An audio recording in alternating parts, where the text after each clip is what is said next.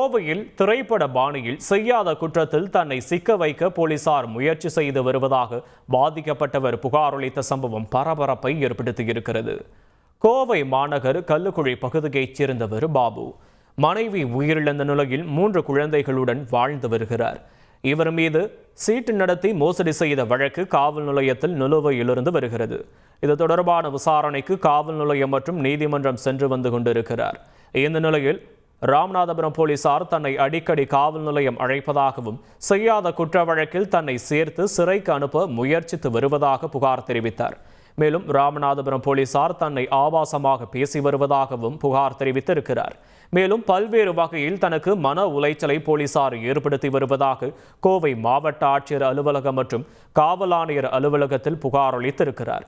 இது தொடர்பாக சம்பந்தப்பட்ட காவல் நிலையத்தை தொடர்பு கொண்ட போது குற்றவாளிகள் புதிய சம்பவங்களில் ஈடுபடாமல் இருப்பதற்காக பிணை பத்திரத்தில் கையெழுத்து வாங்க பாபுவை அழைத்ததாக தெரிவித்திருக்கின்றனர்.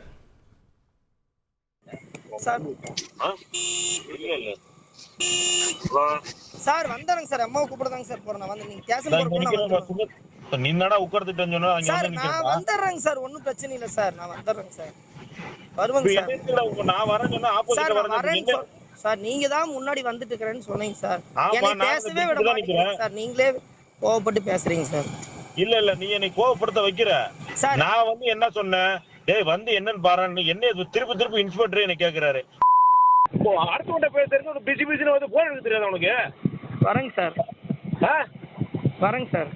இன்னும் வர நோற எங்க அடுப்பு வச்சுக்கிட்டு என்ன போட்டு நோண்டிக்கிட்டு வந்தாலும் வந்து பார்த்து போய் அசிங்கமா திட்டுறாரு. எங்க அம்மா ஒரு தள்ளு வண்டி போட்டுருக்காங்க. 1 வருஷ காலமா உடம்பு சரியாத காரணம் ஒரு தள்ளு வண்டி போட்டு 2 நாள் தான் ஆகுதுங்க. பக்கத்துல எல்லாம் விசாரிச்சு பாருங்க. எங்க அம்மாவை பச்சையா திட்டுறாரு. எப்படி உங்க அம்மா கடன் நடத்துவா ஆச்சா ஒச்சனை எல்லாம் பேசுறாருங்க. எனக்கு வாழ்றதுக்கு விருப்பம் இல்லைங்க. எனக்கு 3 குழந்தைங்க இருக்கிறாங்க. எனக்கு இதுக்கு முடிவு சொல்லுங்க. செய்திகளை உடனுக்குடன் தெரிந்து கொள்ள உடனே சப்ஸ்கிரைப் பண்ணுங்க.